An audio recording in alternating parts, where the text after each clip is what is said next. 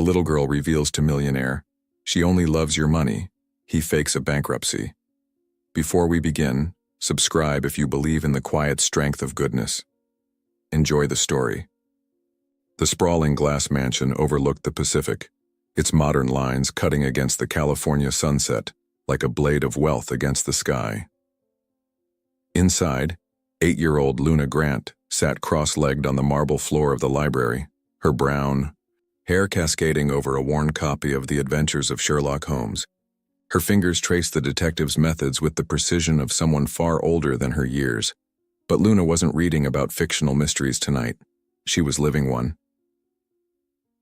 3 months ago, her adoptive father Adrian had introduced her to Serena Mills, a psychology teacher with honey-colored hair and a smile that seemed painted on just a little too perfectly. She understands children, Adrian had said, his dark eyes soft with something Luna had never seen before: hope.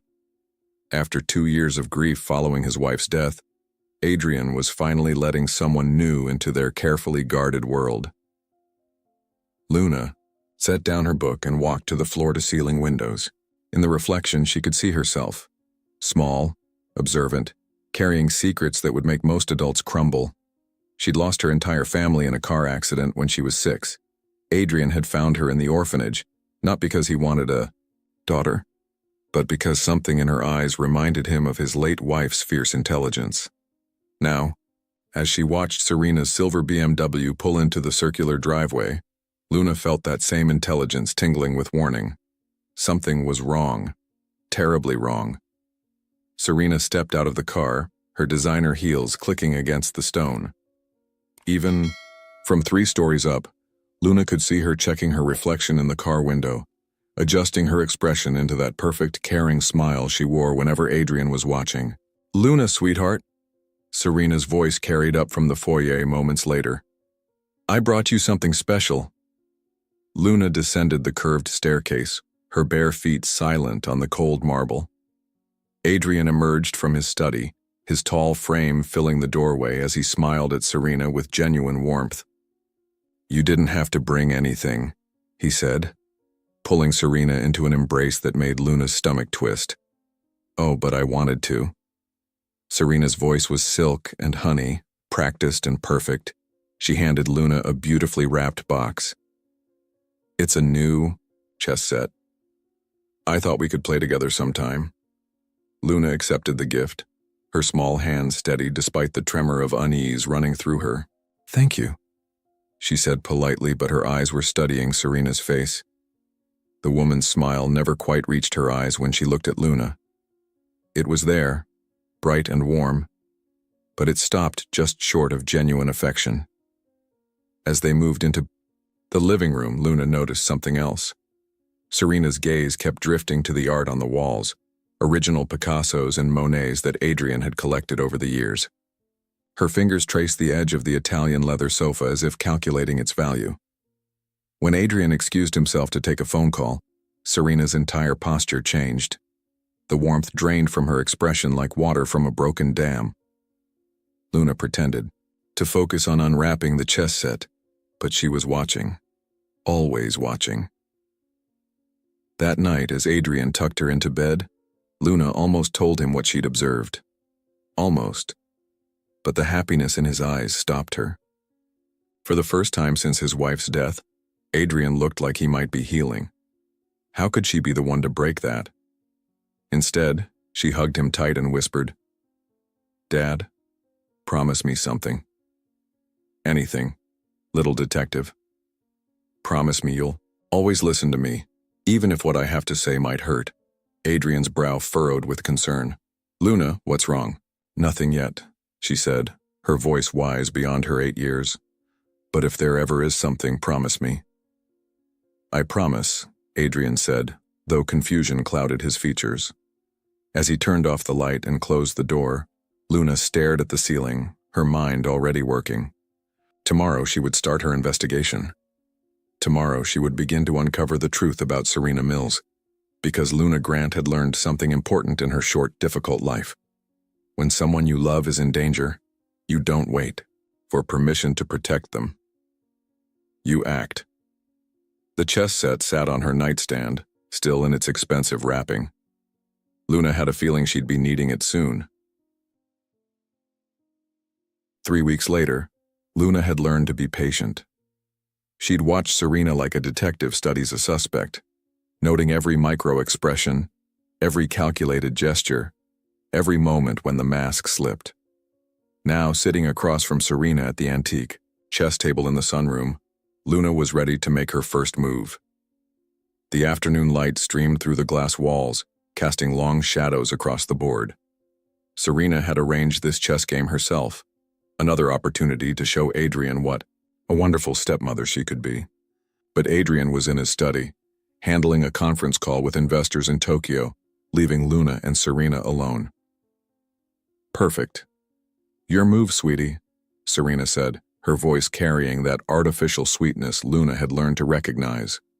But when she thought Luna wasn't looking, Serena's attention drifted to the open laptop on the side table. Adrian's laptop, displaying what looked like financial documents. Luna moved her pawn forward, a simple opening that belied the complexity of her real strategy. "Serena, can I ask you something?" "Of course, honey, you can ask me anything." Serena's smile was radiant, but her eyes flickered briefly to the laptop screen again. Luna tilted her head with the innocent curiosity that only children could master. "If something bad happened to Dad's company, if he lost all his money and we had to move to a small apartment and eat simple food every day, would you still want to marry him?" The question hung in the air like smoke. For just a moment, barely a heartbeat, Serena's composure cracked. Her hand reaching for her bishop hesitated.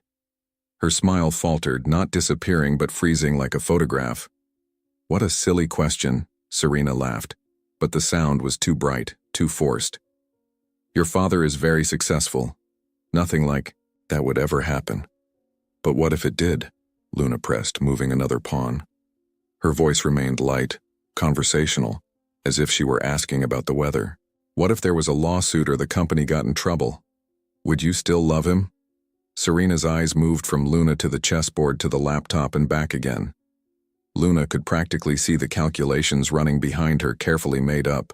Features. "Luna, sweetheart, love isn't about money. When you're older, you'll understand that people fall in love with each other, not with what they own." The words were perfect. Exactly what a loving woman would say to a concerned child.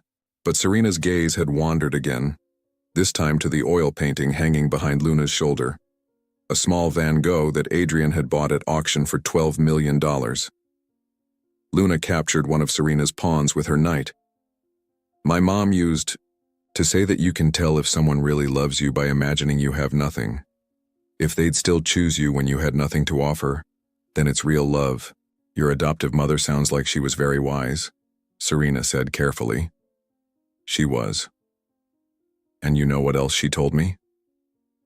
Luna looked up from the board, her brown eyes holding a depth that made Serena shift uncomfortably. "She said that people who really love children don't just love them when their parents are watching." The silence that followed was deafening. Serena's hand frozen over her queen, her mouth slightly open as if she'd been about to speak, but forgot what she wanted to say. "Checkmate," Luna said quietly, though they were only 8 moves into the game. Serena looked down at the board in confusion. "But we're not on the board," Luna clarified, her voice still innocent but her eyes suddenly ancient. "I mean in real life. When you think no one's watching, you don't look at me the same way. You look at the paintings and the furniture, and the jewelry Dad buys you. But you never really look at me." The mask was slipping now. Serena's perfect smile wavered, and for a moment, Luna saw something cold and calculating flash across her features. "Luna, I think you might be imagining things." "Maybe," Luna said, standing up from the chess table, "but I'm very good at noticing things other people miss. Dad says it's because I read so many detective stories." She walked toward the door, then paused and turned back.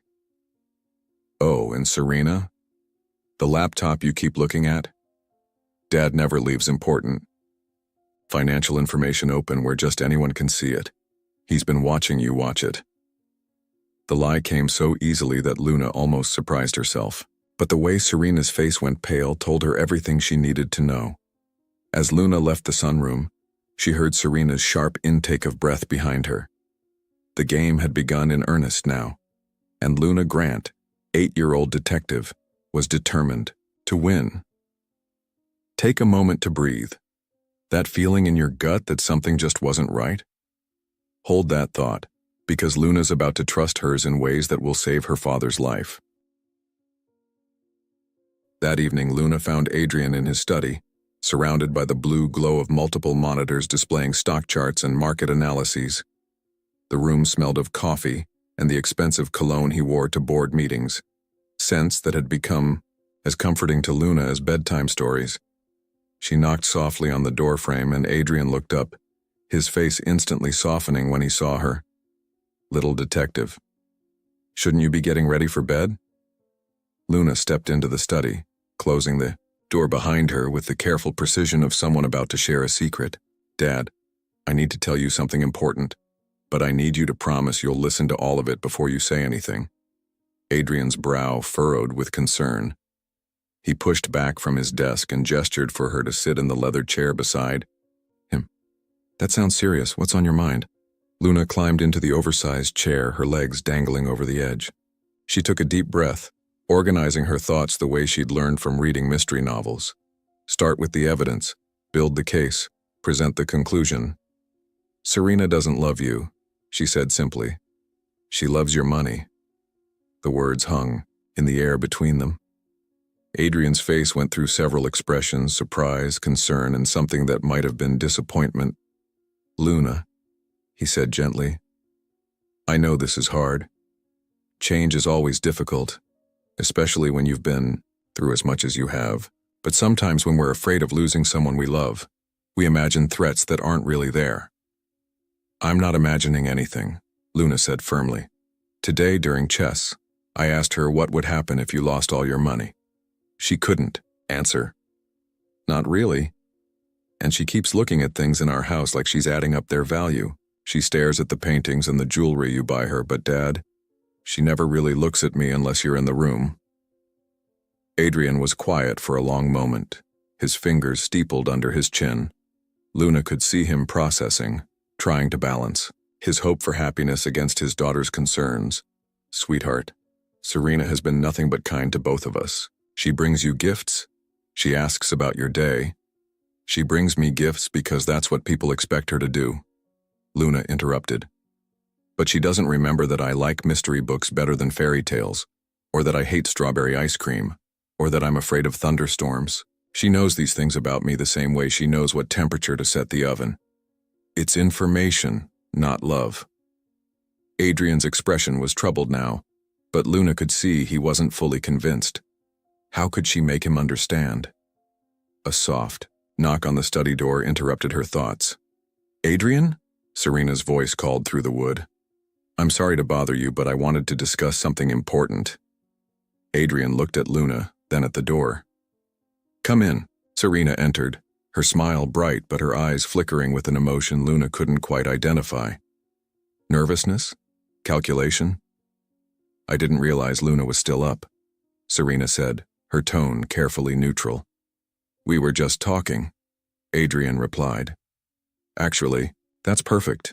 What I wanted to discuss involves Luna too." Serena moved to stand beside Adrian's chair, her hand resting possessively on his shoulder. "I've been thinking about our future together, and I have some ideas about how we could make an even bigger impact with your charity foundation." Luna watched Adrian's face light up. The foundation was his passion project, funding education programs for orphaned children around the world. Of course, Serena would know exactly which buttons to push. "I've been researching ways to expand our reach," Serena continued, pulling out her phone to show Adrian what looked like a presentation. "But we'd need to restructure some of the funding, move assets around to maximize our impact." As Serena leaned over to show Adrian the screen, Luna caught sight of the presentation title: Grant Foundation Asset Reorganization, Serena Mills, Co-Director. Co-Director. Luna's blood ran cold. "This is impressive work," Adrian said, scrolling through the slides. but restructuring the foundation would require significant legal documentation. Board approval. I know it seems complicated, Serena said, her voice taking on a slightly breathless quality. But I've already spoken with some legal consultants. If we moved quickly, we could have everything in place before the end of the month. I've even prepared some preliminary paperwork.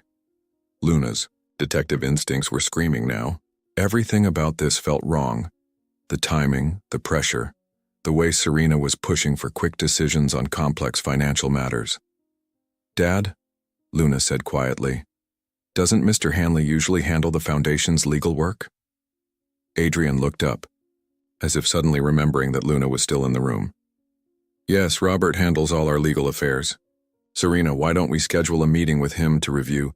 Of course, Serena said quickly, too quickly.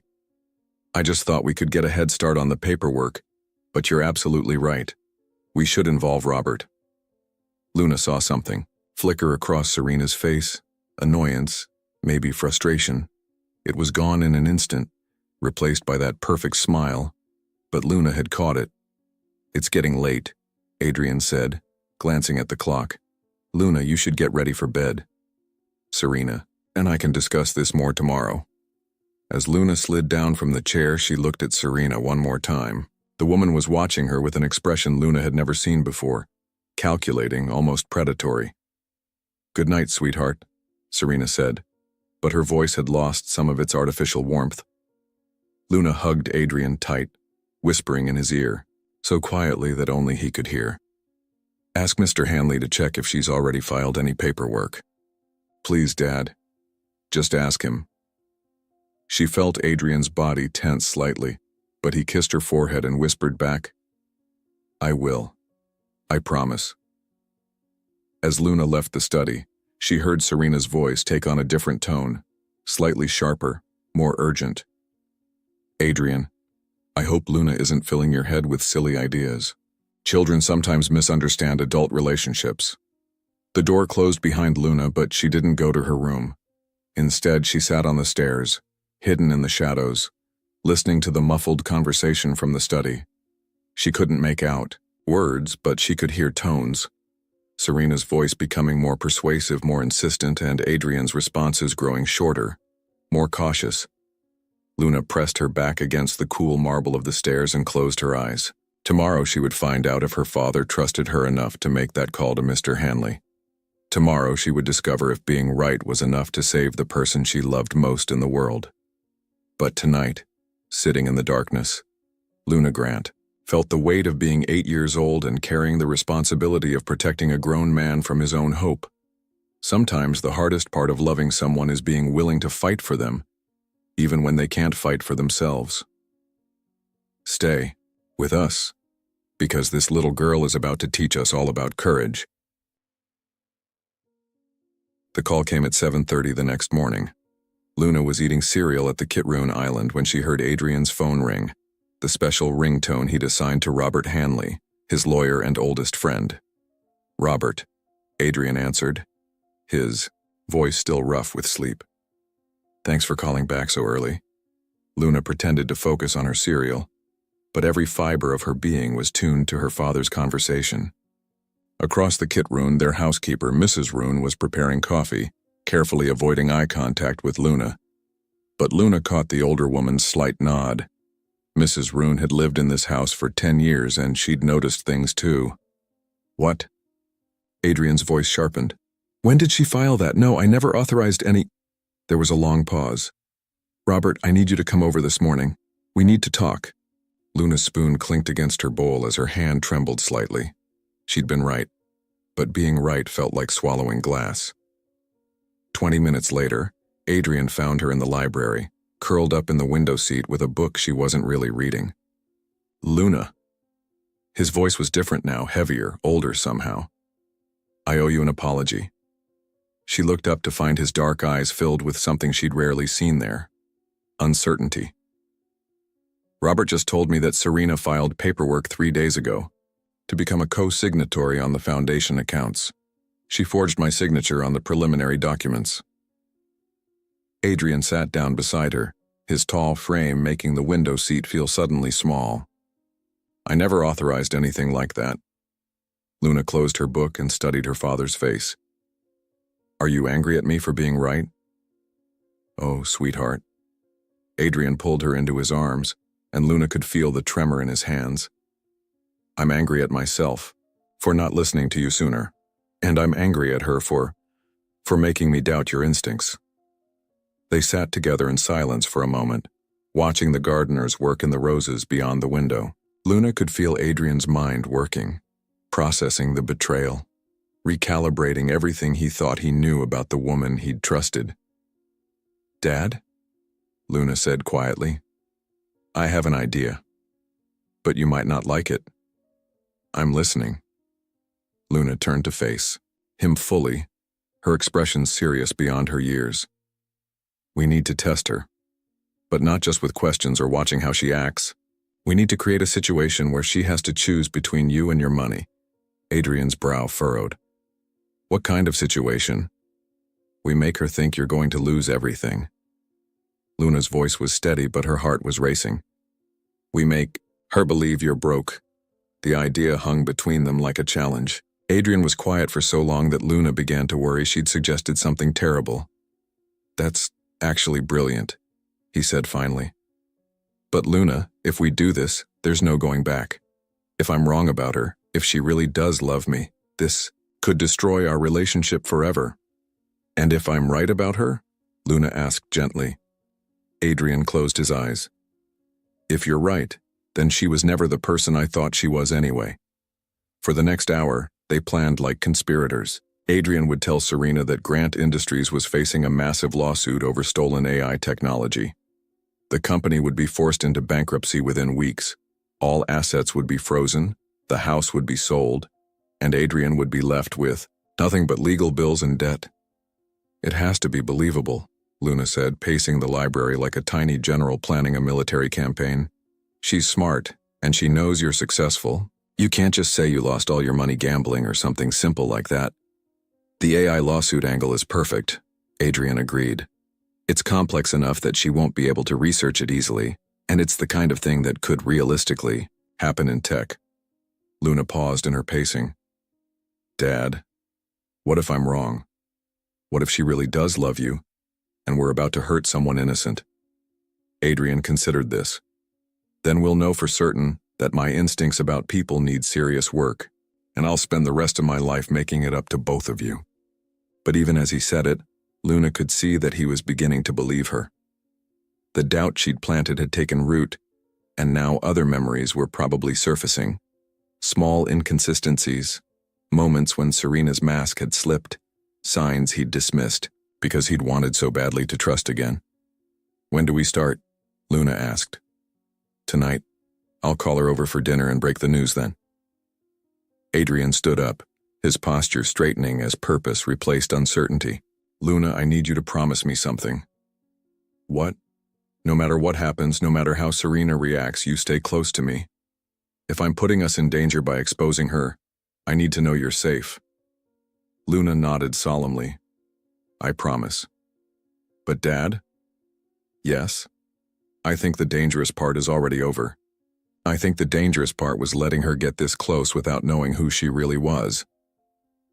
That afternoon, while Adrian worked with Robert to create convincing fake legal documents, Luna sat in her room, staring out at the ocean. She thought about the chess game, about Serena's eyes when she looked at the paintings, about the way her smile changed when Adrian left the room.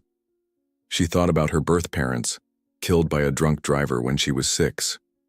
She thought about the orphanage where she'd learned to read people's intentions for her own survival. She thought about Adrian finding her there, choosing her, giving her a life filled with love and security. And she thought about how sometimes protecting the people you love means being willing to risk everything, including their anger, their disappointment, their belief that you've betrayed them. Luna Grant was 8 years old, and she was about to gamble her father's happiness on her ability to read the truth in a liar's eyes. But she'd been reading people her whole life, and she'd never been wrong about the important things. Tonight, they would find out if love was stronger than greed, if trust could survive deception, And if an 8-year-old girl's instincts were worth more than a grown man's desperate hope for companionship. Tonight, the real game would begin. Dinner that night felt like a performance none of them were quite ready to give.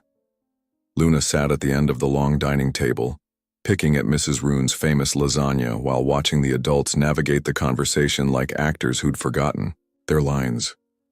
Adrian had been practicing his delivery all afternoon, but Luna could see the tension in his shoulders, the way his fingers drummed against the table between courses. Serena, resplendent in a designer dress that probably cost more than most people's cars, was unusually animated, talking about a charity gala she wanted to organize.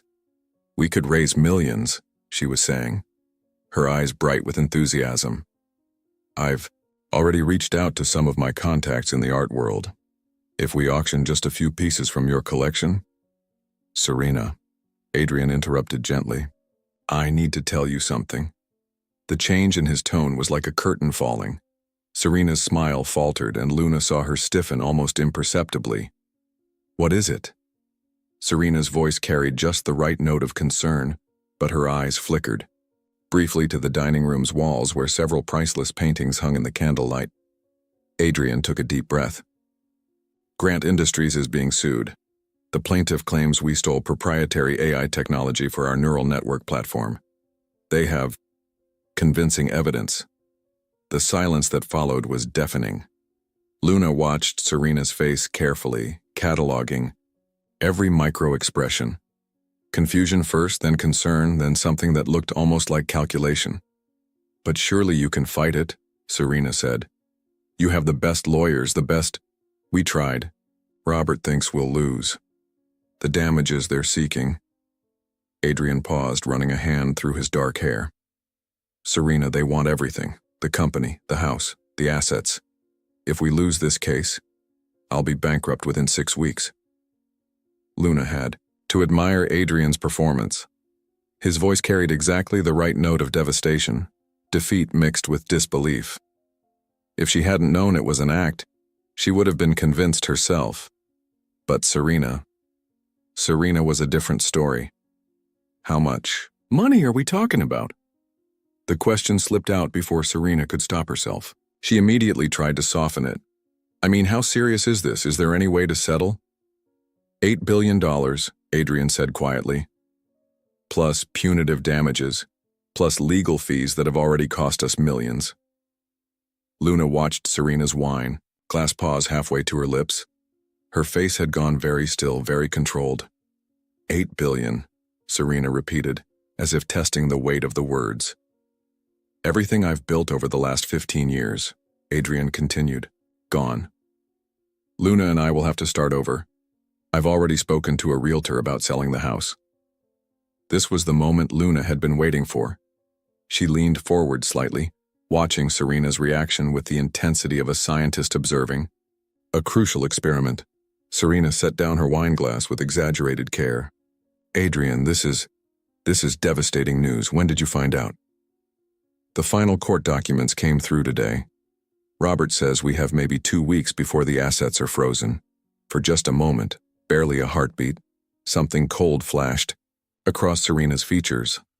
It was gone so quickly that most people would have missed it, but Luna had been watching for exactly that expression, the moment when the mask slipped, the moment when love died and calculation took its place. "I need some air," Serena said, standing abruptly. It's a lot to process." She moved toward the terrace doors, her movements too quick, too sharp. Adrian started to follow, but Luna caught his eye and shook her head almost imperceptibly. Let her go. Let her think. Through the glass doors, they could see Serena pacing on the terrace, her phone pressed to her ear. She was making a call, her free hand gesturing sharply as she spoke. Luna couldn't hear the words, but she could see the body language. Urgent, agitated, calculating.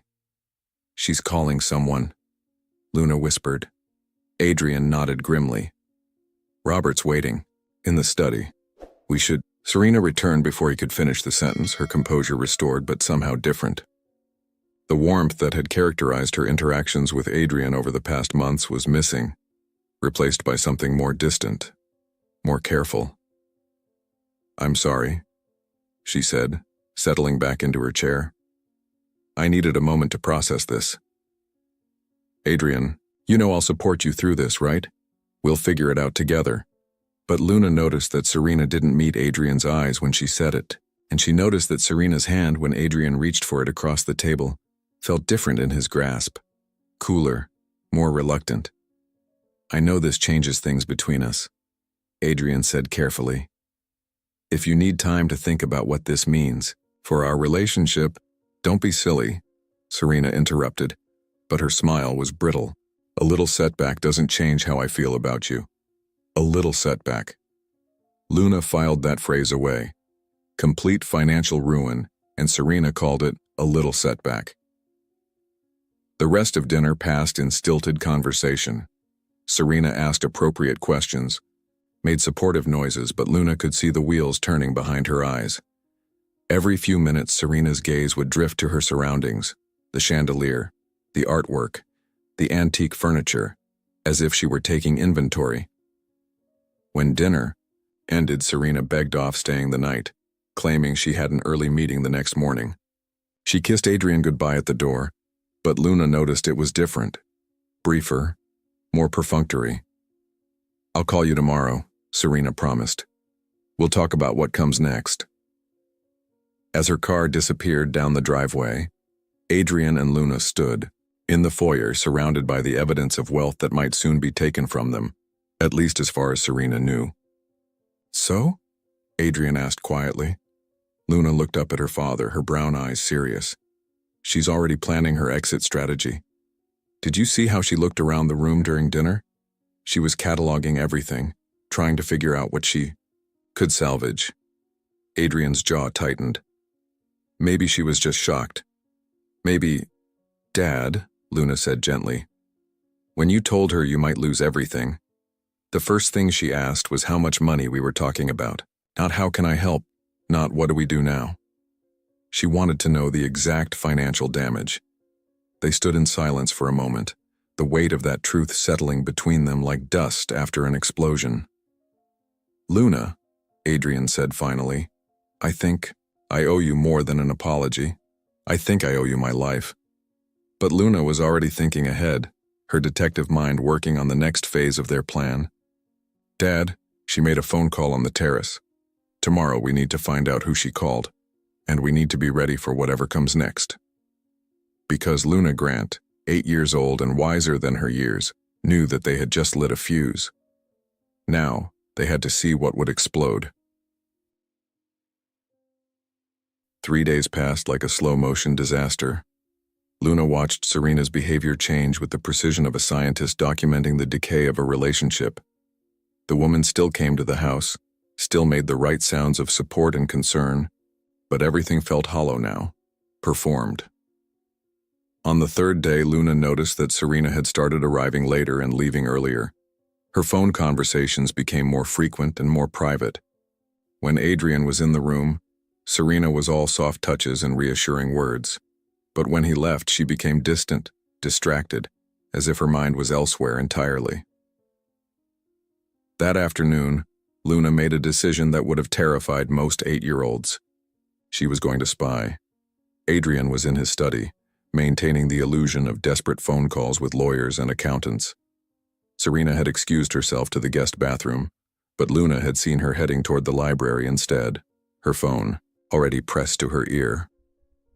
Luna's heart hammered as she crept through the house, using every skill she'd learned from years of moving quietly through orphanage halls and mansion corridors. The library door was slightly ajar, and Luna could hear Serena's voice, low and urgent. "Told you the timeline just moved up. He says they have maybe 2 weeks before everything gets frozen." Luna pressed herself against the wall beside the door, barely daring to breathe. She'd brought her phone, a decision that felt both childish and desperately mature. Her fingers trembled as she opened the voice recording app.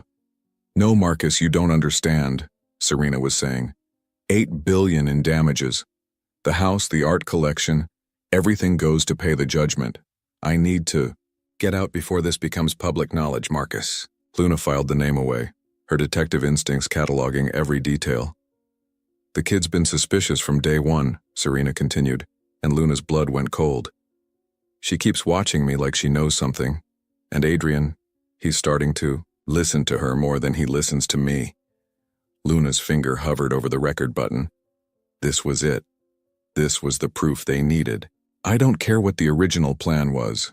Serena's voice had turned hard, calculating. The charity fund transfers were supposed to happen gradually over months. Now I need to accelerate everything. Can you fast-track the paperwork or not? Luna. Pressed record. The jewelry alone is worth $500,000. The art collection. Marcus, there's a Picasso in the dining room that's worth more than most people make in a lifetime. If I can't get the legal transfers completed before the bankruptcy, I need other options. Luna's hands were shaking now, but she kept the phone steady, recording every word. Look, the old man is useful, but I'm not going down with his ship. And that little girl, she's too smart for her own good. I heard her asking him yesterday about prenups and asset protection. An 8-year-old talking about prenups. She knows exactly what I am. Luna pressed her free hand over her mouth to keep from gasping. Serena knew. Somehow she knew that Luna had figured her out. No, I can't wait for a better opportunity, Serena continued. In 2 weeks, there won't be anything left to take. I need to move now before the lawyers start seizing assets. Before that little detective convinces Adrian to change his will, or put everything in some kind of trust. There was a pause, and Luna could hear Serena moving around the library. Yes, I can get access to the house systems. The security codes, the safe combinations. He gave me everything because he trusted me. What an idiot. Serena's laugh was cold. Nothing like the warm, musical sound she used around Adrian. Tuesday night. He's got that board meeting downtown, and the kid will be asleep. I can clean out the safe and be gone before anyone knows what happened. Luna's heart was pounding so hard she was afraid Serena would hear it through the wall. Marcus, listen to me carefully. I need you to have everything ready, the offshore accounts, the transport arrangements, all of it.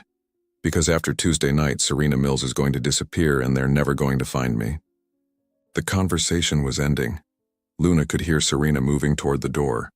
Panic flooded her system as she realized she was trapped in the hallway with nowhere to hide.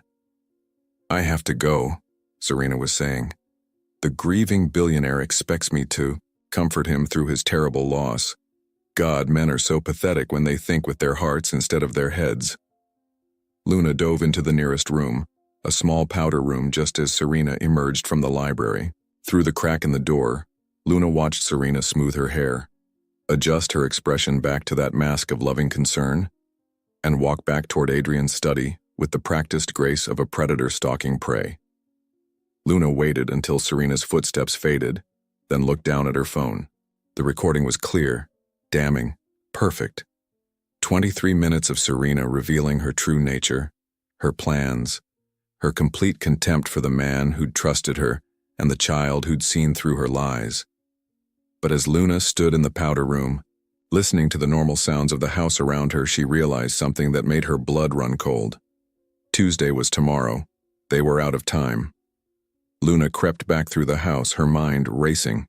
She found Adrian in his study, still playing his role, still pretending to be a man watching his empire crumble. But when he saw her face, his performance dropped immediately. Luna? What's wrong? She closed the study door and locked it, then handed him her phone with the recording queued up. Dad, she said, her voice steady despite the fear coursing through her. We need to change our plan. She's not just going to leave you, she's going to rob you blind, and she's going to do it tomorrow night. As Adrian pressed play on the recording, Luna watched his face transform from confusion to disbelief to a cold, hard anger she'd never seen there before. For the first time since this whole nightmare began, Luna felt afraid, not of Serena, but of what her father might do when he realized just how completely he'd been deceived. The game was no longer about exposing a gold digger's greed. Now it was about stopping a theft, protecting their home, and making sure that an 8-year-old girl's courage didn't get them both killed. Can you feel your heart racing? This is what happens when a child's intuition uncovers a truth that adults refuse to see. Luna has the evidence now, but evidence is only powerful if you know how to use it, and tomorrow night everything explodes. Adrian Grant had learned many things in his 39 years, but perhaps the most important was this. When an 8-year-old saves your life, you listen to her advice about how to save it again. We can't just confront her with the recording. Luna had argued the night before. She'll deny it, say the recording is fake, claim Marcus is just a friend. We need to catch her in the act, with witnesses. So instead of canceling his Tuesday board meeting, Adrian had invited people over. A small gathering, he'd told Serena that morning. I want to tell our closest friends about the lawsuit before it becomes public. I need their support. Now, at 7 o'clock on Tuesday evening, Adrian's living room was filled with carefully chosen witnesses. Robert Hanley, his lawyer and oldest friend. Margaret Thompson, their 70-year-old neighbor who'd watched Luna grow up. Dr. Sarah Kim, the family physician who'd helped Luna through the trauma of losing her birth parents. And Thomas Roon, Mrs. Roon's husband and Adrian's head of security. Luna sat in the corner, ostensibly reading but actually watching every micro-expression on Serena's face. The woman had arrived dressed beautifully, playing her role perfectly, the supportive girlfriend standing by her man during his darkest hour. I know this is difficult news, Adrian was saying, his voice carrying just the right note of devastation. Losing Grant Industries, the house, everything we've built. It's been hard to accept. Robert Hanley, who'd helped craft this performance, nodded gravely. The legal precedent is clear, unfortunately. When the judgment comes down, liquidation will be immediate. Luna watched Serena's reaction carefully. The woman's face showed appropriate concern, but her eyes kept flickering to her watch. 8:15 p.m. The board meeting Adrian was supposed to be attending right now was scheduled to run until at least 10 o'clock. Well, Margaret said, her voice gentle but firm. Money isn't everything. Adrian, you still have Luna, and that's worth more than any mansion or art collection. Of course, Serena agreed quickly, but Luna caught the slight tightening around her eyes. Family is what matters most. Dr. Kim leaned forward. How is Luna handling all this? Children can be remarkably resilient, but major changes are always challenging. She's been incredible, Adrian said, looking at Luna with genuine love. Stronger than I am, honestly. She keeps reminding me that we'll be fine as long as we have each other. Luna saw Serena's jaw clench almost imperceptibly. The woman hated being reminded that Adrian's primary emotional attachment was to his daughter, not to her. Actually, Luna said, standing up with her book still in hand, I wanted to share something with everyone. Since we might be moving soon, I've been making recordings of our memories in this house. I made one yesterday that I think Dad should hear. The color drained from Serena's face. Luna, sweetheart, maybe this isn't the right time. No, I think it's perfect timing, Luna said, walking to the sound system with the confidence of someone who'd been planning this moment for 24 hours. It's about family and truth, and the difference between people who really love you and people who just pretend to. Adrian met Luna's eyes across the room, and she saw him nod almost imperceptibly. They were committed now. Luna connected her phone to the speakers, and Serena's voice filled the room, clear and damning. Told you the timeline just moved up. He says they have maybe 2 weeks before everything gets frozen. The effect was immediate and devastating. Robert Hanley straightened in his chair, his lawyer's instincts immediately understanding the implications. Dr. Kim's mouth fell open. Margaret's hand went to her throat in shock, but it was Serena's reaction that Luna was watching. The woman had gone completely still, her face cycling through emotions too quickly to track. Shock, rage, fear, calculation. What is this? Serena demanded, but her voice had lost all its artificial sweetness.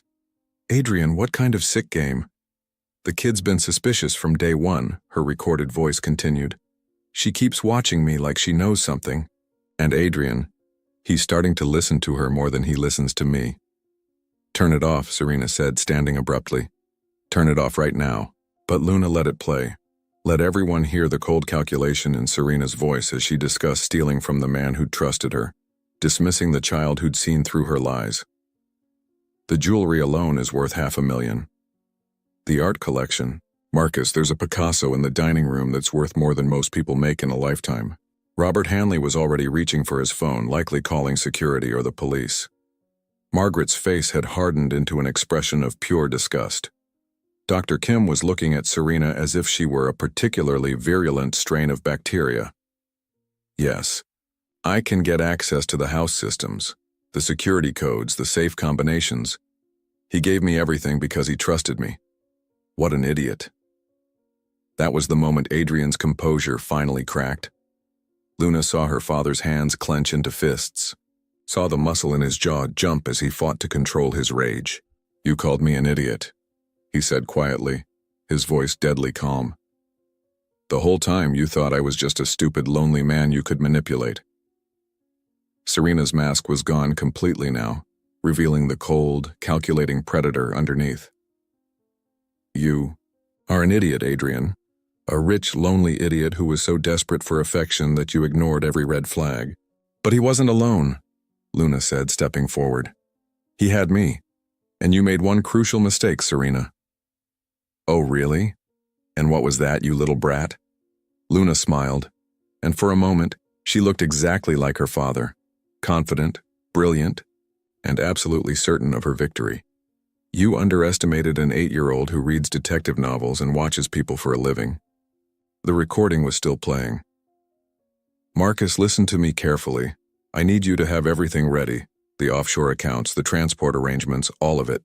Because after Tuesday night, Serena Mills is going to disappear, and they're never going to find me." Robert Hanley closed his phone and looked at Serena with professional coldness. "Actually, Ms. Mills, you're not going anywhere. I've just been in contact with the FBI's Financial Crimes Division. They're very interested in your conversation about offshore accounts and asset theft." Serena looked around the room, and Luna could see the exact moment when she realized she was trapped. The supportive friends, the family gathering, the perfect timing. It had all been a setup. "The lawsuit is fake," Serena said suddenly, her voice sharp with understanding. "There is no bankruptcy. This was all a test," Adrian finished. "A test to see if the woman I thought I loved actually loved me back, or if she was just a very skilled thief." "Well, congratulations," Serena snarled. "You got your answer." Luna walked over to her father and took his hand. "Actually, we got something better than answers. We got proof. And now everyone knows exactly who you really are." As if on cue, the sound of cars pulling into the driveway drifted through the windows. Robert's FBI contacts had made excellent time. Serena made one last desperate play, her voice taking on a pleading tone that might have worked on someone who hadn't heard her real voice on the recording. "Adrian, please. Yes, I made mistakes, but we can work through this. I do love you. I just think with their hearts instead of their heads," Luna quoted from the recording. "Those were your exact words about Dad. Men are so pathetic when they think with their hearts instead of their heads." The front door chimed and Thomas Roon appeared with 2 federal agents. Serena looked around the room one more time, her gaze finally settling on Luna. "You," she said, and for the first time, her voice carried genuine emotion, pure, undiluted hatred. "You ruined everything." Luna looked up at this woman who'd tried to steal her father's fortune, her security, her family's future. And in that moment she felt not triumph but something sadder and more complex. Pity for someone who'd had so many chances to choose love over greed and had failed every single test. "No," Luna said quietly. "You ruined everything. I just made sure everyone could see it." As the agents led Serena away, Luna heard her father exhale slowly, as if he'd been holding his breath for months. The game was over. The truth had won, and an 8-year-old girl had saved her family from a predator who'd tried to destroy them with their own love and trust. Justice doesn't always come in a courtroom. Sometimes it comes in a living room, with the truth spoken by the smallest voice in the room. But Luna's story isn't over yet. The real healing is just beginning. The weeks that followed were like watching their life slowly return to color after months of living in a black and white photograph. Luna found herself studying her father during quiet moments, cataloging the small changes that meant everything, the way his shoulders had lost their constant tension, how his smile reached his eyes again, the return of his unconscious habit of humming while he worked. 2 weeks after Serena's arrest, Luna found Adrian in the library, sitting in the same chair where she'd first tried to warn him about the woman who'd almost destroyed their family. He was holding a legal document, but his expression was peaceful rather than stressed. "What's that?" Luna asked, curling up in the window seat beside him. "Serena's confession," Adrian said quietly. "Robert just brought it over. She's plea bargaining, full cooperation with the FBI in exchange for a reduced sentence." Luna tilted, her head, processing this. What did she tell them? Everything. The offshore accounts, the fake identity documents, the other wealthy men she's targeted over the years. Adrian's voice was steady, but Luna could hear the undercurrent of something she couldn't quite identify. "I wasn't her first mark, Luna. There were at least 6 others." They sat in silence for a moment, watching the afternoon light play across the garden where Margaret Thompson was teaching Luna's security detail how to properly prune roses, an arrangement that had come about after the FBI suggested they maintain increased security until Serena's associates were apprehended. "Are you sad?" Luna asked finally. Adrian considered the question seriously, the way he always did when Luna asked him something important. "I thought I would be. I thought I'd feel broken or betrayed or angry, but mostly I feel grateful." "Grateful?" "Grateful that I have a daughter who loved me enough to risk our relationship to save me from my own blindness." Adrian set down the legal document and looked at Luna directly. "You knew I might never forgive you for being right about her. You knew I might choose her over you, at least for a while. But you protected me anyway." Luna had been thinking about this too during the long nights when sleep wouldn't come, and she'd replayed every moment of their ordeal. "I wasn't protecting you from her, Dad. I was protecting us from losing each other." The words hung in the air between them, carrying a weight that had nothing to do with age or size and everything to do with truth. "Luna," Adrian said carefully, "I need to ask you something, and I need you to be completely honest with me." Luna's detective instincts immediately sharpened. "Okay. Are you afraid of me trusting people again? Are you worried that if I start dating someone new, I might make the same mistakes?"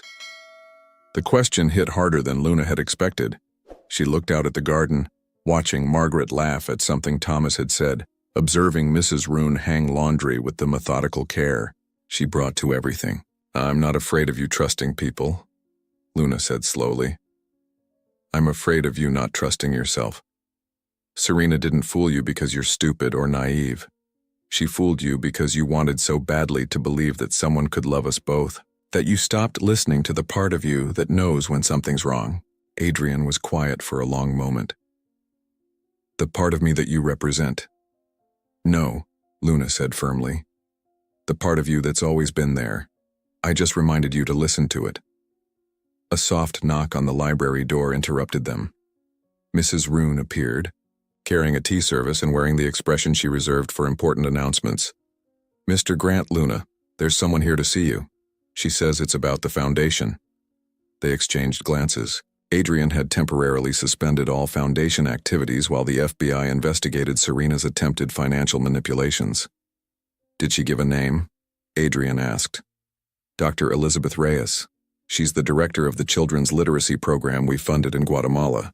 Luna's face brightened immediately, and she remembered Dr. Reyes from the video calls they'd had during the pandemic.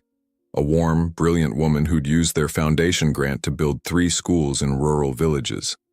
"She's here? In California?" Adrian asked. Apparently she was already in the country for a conference. "She heard about the foundation's troubles through the academic network and wanted to speak with you personally." Adrian and Luna looked at each other, and Luna saw something she hadn't seen in her father's eyes for months: genuine interest in connecting with another human being, unmarred by suspicion or fear. "Should we see her?" Adrian asked, and Luna realized he was asking for her assessment, trusting her instincts in a way he never had before. Luna thought about it seriously.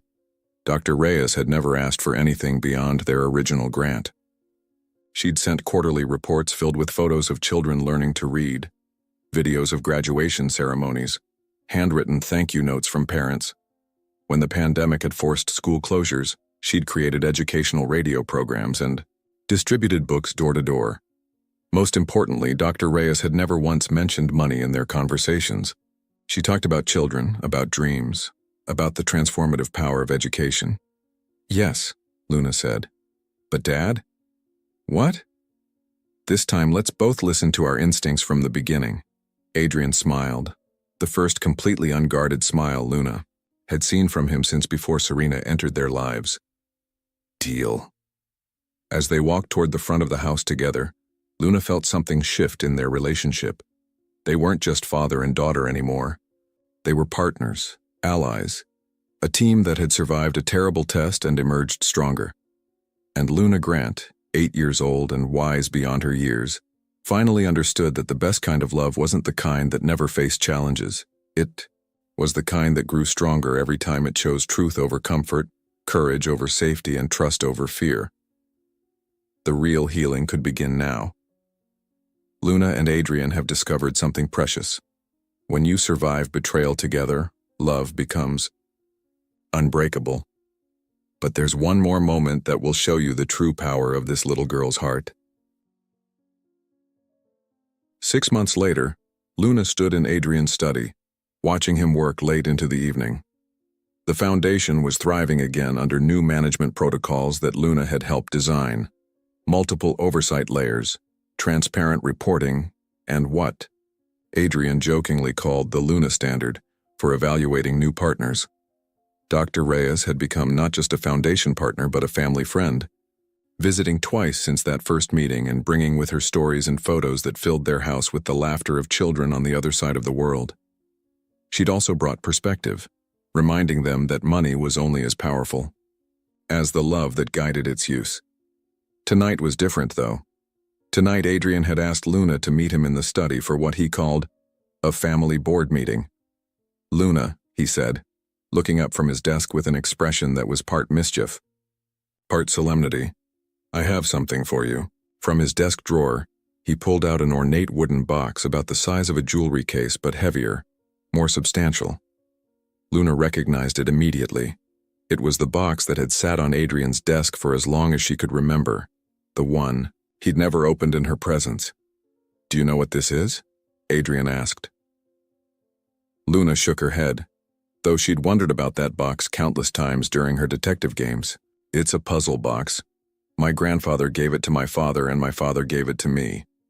The tradition is that you pass it on to the person who represents your greatest asset." Adrian's fingers found the hidden mechanisms, pressing and sliding pieces of wood in a sequence that clearly took years to memorize. The box opened with a soft click. Inside, nestled in burgundy velvet, was a single brass key. "What does it open?" Luna asked, though part of her already suspected. "Come with me." Adrian led her through the house to his bedroom, past the master bathroom to a wall that Luna had always assumed was decorative. But Adrian pressed a hidden panel, and a section of the wall swung inward, revealing a small, windowless room. "A safe room," Adrian explained, flipping on the lights. "Built when the house was constructed, but that's not why I'm showing you this." The room was lined with safety deposit boxes built into the walls, each one numbered and locked. But Adrian walked past all of them to a single, larger vault at the far end. "This," he said, inserting the brass key into an almost invisible lock, "contains the real Grant family assets." The vault opened, and Luna gasped. It wasn't filled with money or jewels or stock certificates. Instead, it held memory books, photo, albums, journals, letters, and documents that told the story of the Grant family across generations. Adrian's grandparents' immigration papers, his parents' love letters, photos of Adrian as a child, learning to code on an ancient computer, his wedding album with pictures of the wife Luna had never met but felt she knew through stories. And there, in a place of honor at the center of the vault, was a thick album labeled Luna. Adrian pulled it out and handed it to her. Inside were photos from the day he'd adopted her, Documents from her first day of school, report cards, drawings she'd made, videos of chess games and birthday parties and quiet moments she hadn't even known he was capturing. The Grant family's greatest asset, Adrian said, his voice thick with emotion, has never been money. It's been love, wisdom, the courage to do what's right even when it's hard. Luna turned the pages slowly, seeing her life through her father's eyes, not as a charitable act or a responsibility, but as the greatest gift he'd ever received. Luna, Adrian said, closing the album gently and looking into her eyes. Everything in those safety deposit boxes, the stocks, the bonds, the legal documents, they're all just paper. But what's in this vault, what you represent, that's what makes our family wealthy. Luna felt tears prick her eyes, but they were good tears, the kind that came from joy too big to contain. So when people ask me about my greatest asset, Adrian continued, I don't tell them about Grant Industries or the portfolio or the real estate holdings. I tell them about my daughter who saved my life by refusing to let me settle for anything less than real love. Luna looked around the vault one more time, understanding finally that wealth wasn't about what you owned. It was about what owned your heart. Dad, she said, her voice small but strong, can I ask you something? Anything. Next time someone tries to take advantage of you, can we skip the fake bankruptcy and just introduce them to Margaret? She's got really good instincts about people, and she's not afraid to tell them exactly what she thinks.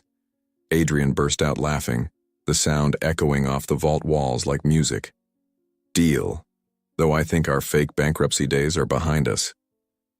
Good, Luna said, grinning. Because that was terrifying and I'm only 8. I'd like to save the life or death family drama for when I'm at least 10. As they closed the vault and made their way back through the house, Luna felt something settle in. Her chest, a sense of belonging so complete it took her breath away. She'd lost her birth family to tragedy, but she'd found something equally precious in Adrian Grant. A father who trusted her judgment, valued her courage, and loved her not despite her sharp intelligence, but because of it. Luna, Adrian said, as they reached her bedroom door. There's one more thing I want you to know. What's that? The day I adopted you, I thought I was saving you. But it turns out, you were saving me. You were just getting started earlier than I realized. Luna hugged him tight, breathing in the familiar scent of his cologne and the coffee he lived on during late work sessions. Dad? She said into his shoulder. Yes? I love you too. And next time someone asks me about my greatest asset, I'm going to tell them about my father who taught me that the best way to love someone is to trust them to save you when you need saving. As Adrian tucked her into bed and turned off the lights, Luna lay in the darkness thinking about asset and inheritance, about the difference between wealth and richness, about the courage it takes to let an 8-year-old detective protect your heart. Outside her window, the ocean whispered against the shore, and inside the house, 2 people who'd found each other across tragedy and triumph settled into sleep, knowing that whatever challenges tomorrow might bring, they'd face them together. The Grant family's greatest asset was safe, and love had won. Luna's story reminds us that real wealth isn't measured in dollars or possessions. It's measured in the courage to love authentically, the wisdom to trust our instincts, and the strength to protect what truly matters. In a world that often values what we own over who we are, this 8-year-old detective shows us that the greatest fortune is having someone who sees our true worth and fights for our well-being, even when we can't see the danger ourselves. If this story moved you, if Luna's courage inspired you, or if Adrian's journey reminded you of the power of listening to those who love us most, share this video with someone who needs to remember that real love always chooses truth over comfort. Hit that like button if you believe that wisdom can come from the smallest voices. And subscribe for more stories that celebrate the triumph of authentic love over deception, courage over fear, and family bonds that nothing can break. Because sometimes the most powerful person in the room is the one everyone underestimates, and sometimes protecting the people we love means being brave enough to risk everything for truth. What's your greatest asset? Let us know in the comments below.